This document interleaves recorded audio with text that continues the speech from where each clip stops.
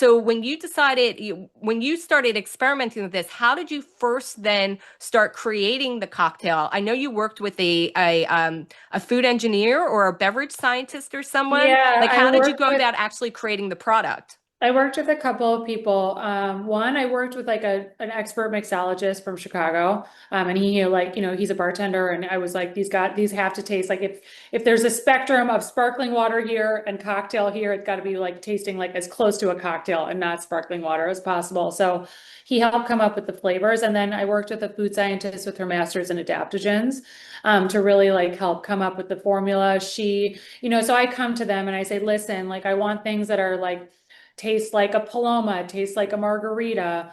We can't be using juice. We're not going to use sugar. We're not going to use those nasty sugar substitutes. So no erythritol, no Splenda, or whatever those things are. We are going to use, pure monk fruit juice concentrate. And in the beginning, we actually used stevia until I learned that I like stevia, but apparently many people really hate stevia. So we took stevia out of the early formulas. And I just worked with them to come up with these formulations. Like, so it's just a lot of taste testing and me giving them the parameters of like, okay, things have to be super natural. We have to source the best ingredients that are out there.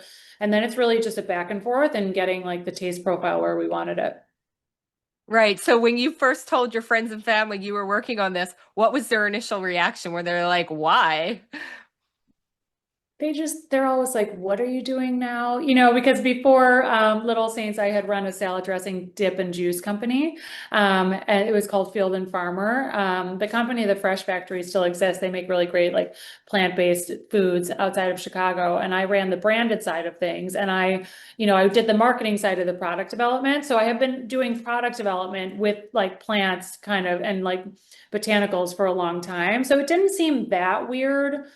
I think, when people thought about me not drinking, they were like, whoa, that would be a switch. Cause I definitely like to party. I mean, I still like to party today, not drinking. I definitely like cocktails. And I didn't want to give up that part of myself because like I love a dark bar.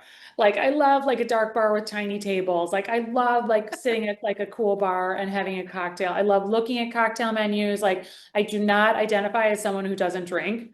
Like I still totally drink. Like I want really good cocktails. I just like but it took me a long time to get there. So in the beginning, like I didn't go back to it, but it was like super hard for me. And I think that was one of the reasons why I ended up making the spirit. So we made the Little Saints cans first, and that was that process with the mixologist and the food scientist with their masters in adaptogens. And then about 2 years after I launched the cans, I launched the first spirit, and that was the Saint Ember, which is a non-alcoholic like mezcal alternative. And that one, I went through a similar process, but it was more involved because on the spirit side of things, like it really needs to be strong in flavor and scent and like the heat that goes down your throat, that kind of burn.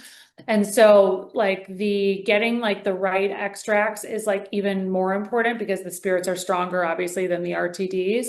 And so that one I worked with like a really beautiful ingredient house and I had so I knew that I wanted to get the woody, smoky feel from like some sort of a tree. All of the Little Saint spirits, we now have three, have like some sort of like a wood extract in them. And that is to recreate that feeling of something being aged in a cask and it having like history to it. So like our non-alc spirits also like have like that history to it, but that we're getting it from like some wood extract. So for example, our first spirit, I was talking to bartenders a lot and I was bringing my cans to them. And I was like, for example, like this is the Negroni Spritz. Will you pour this in a cocktail? And they're like, you know what? We don't like using any sort of RTD in a cocktail. Like, they're not going to take like an alcoholic RTD. Of course, they would do like a non-alcoholic beer, but they're like, what we really need is a non-alcoholic spirit that's going to hold up in a cocktail because what they had to play with at that time was really non-alcoholic spirits, but were just flavors and water. And if something is just flavors and water, it's going to dilute in a juice, it's going to dilute in a sparkling water, and it's really not going to hold up in a cocktail the way an alcoholic spirit would. And so I really got like so much great feedback from bartenders in New York and Detroit and LA. And they were like, you know, something, it needs to have oil-based extracts in it so that it's going to hold up against the juice. It needs to have a little throat burn and the smell needs to hold up. And so then I worked with, you know, like sort of like the mixologist that I had worked with and the food scientist, and came up with like the best blend of extracts that we could to like recreate that feeling of an alcoholic spirit.